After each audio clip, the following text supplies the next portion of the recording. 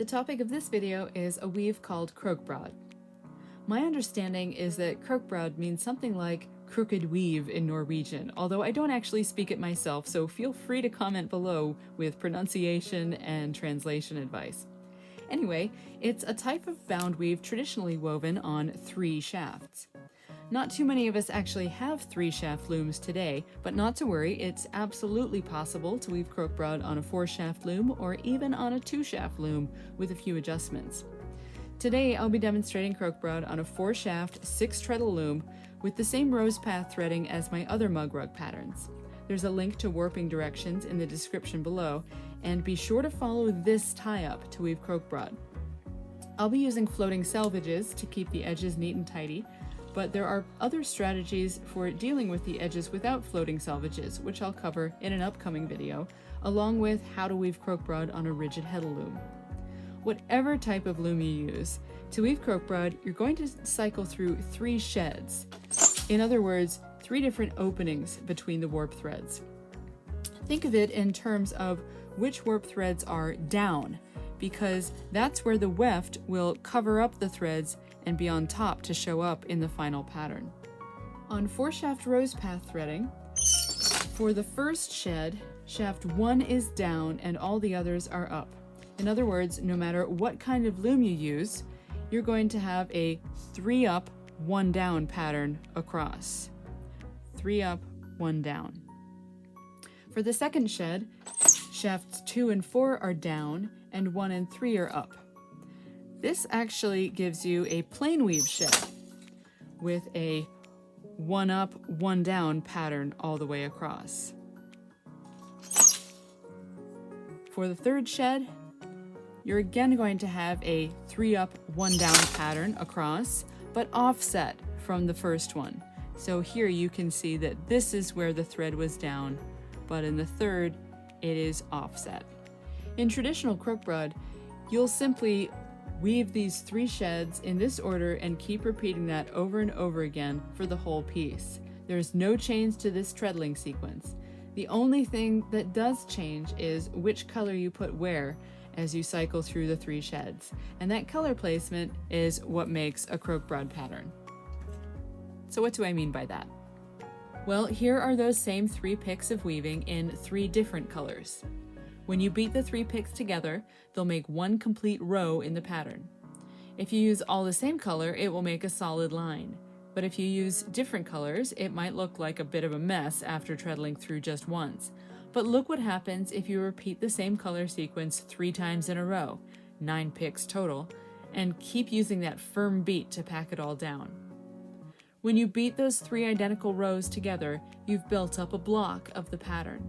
At this point, you can switch the color order and start to weave a new block and another new block, and keep that going, and what you've got is Krokbragd.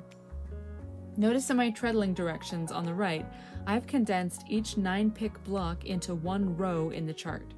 This condensed format lets me visually represent what I'm weaving. Just follow the chart left to right, use the weft colors in columns 1, 2, 3 in sheds 1, 2, 3. Repeat the row 3 times to make a block. I've made my chart here read from the bottom up because that's the way the pattern builds up as you weave it. Now let's put all this theory into practice with one of the simpler Krokbragd patterns. We're going to be making a zigzag with 3 colors. Here what I have is 1 complete repeat of the entire pattern. So for the first block that I'm going to weave now is going to be a repeat of the very first block I wove down here. So to weave this first block, I'm going to use my dark color in sheds 1 and 2.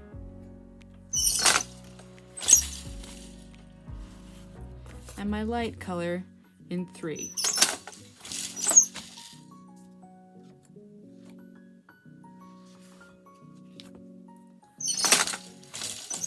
Then I'll repeat that 2 more times.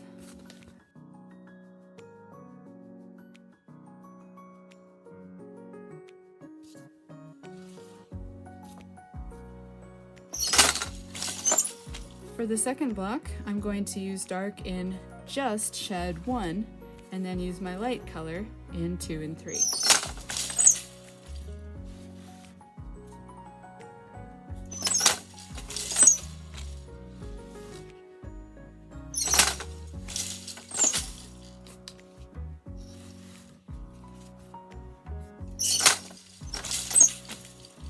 I'm using floating selvedges here.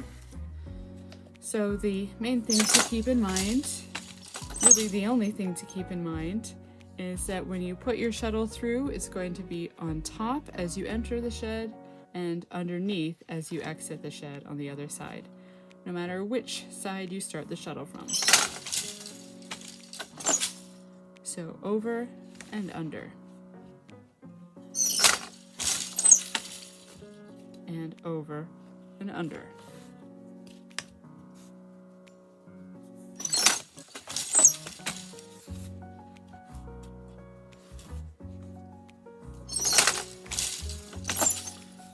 Okay, it's time for my third block. Again, my dark color is going to go in 1, and my light color will again be in 2, but I'm going to introduce my third color now, green, to be in shed 3. So to start, one quicker way than doing it by hand is to insert your shuttle just a little bit before the edge, and then you don't have to tuck it in with your fingers. And then you go the way you intended to go. Okay. So now again, that's dark on 1, light on 2, and green on 3.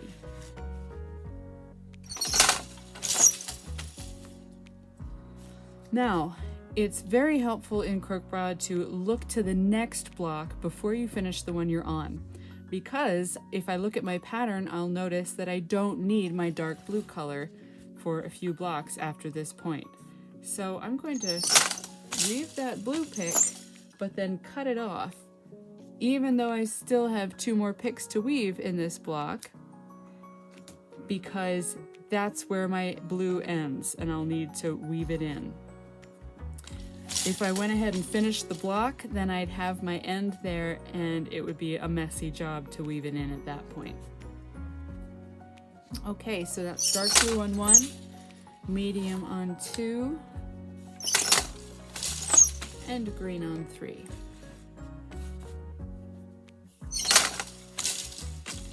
Now for my next block, blue on 1 and 2,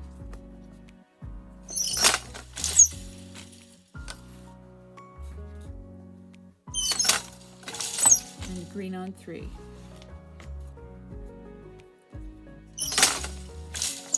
And of course, repeat that 2 more times.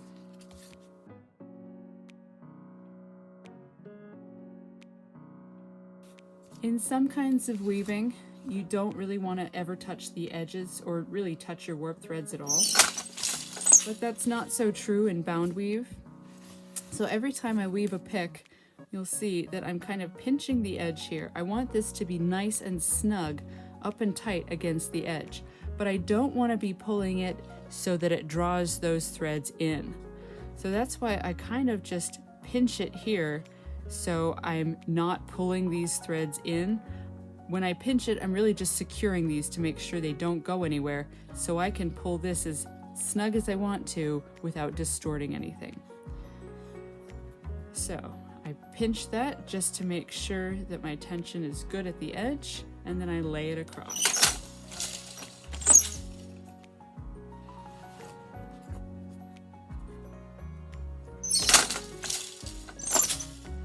Okay, that's my block complete. Now it's time to do blue on just 1, and then green on 2 and 3.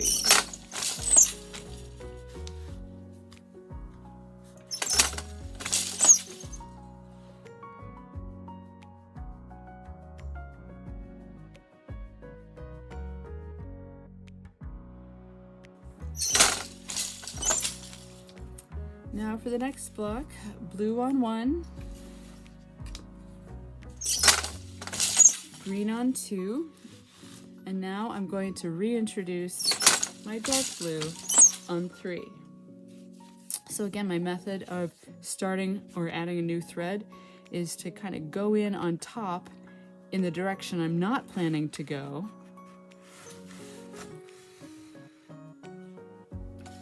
beat it, and then enter like normal in the direction I plan to go. Okay, so that's one row down. Now 2 more times.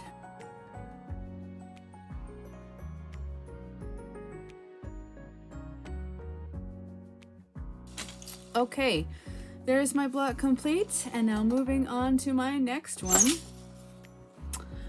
Now I'm going to do 2 picks of green on 1 and 2.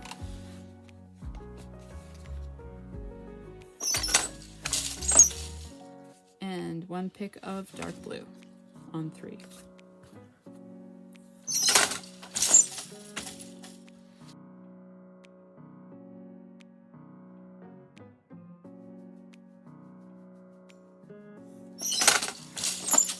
My next block has green on 1 and dark blue on 2 and 3.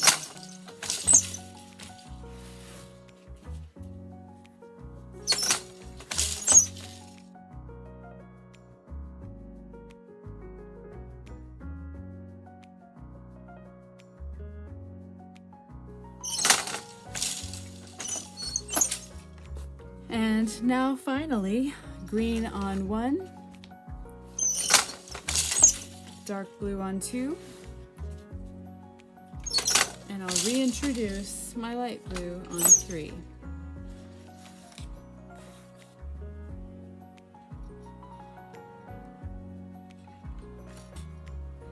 That's the other way of adding in a new end.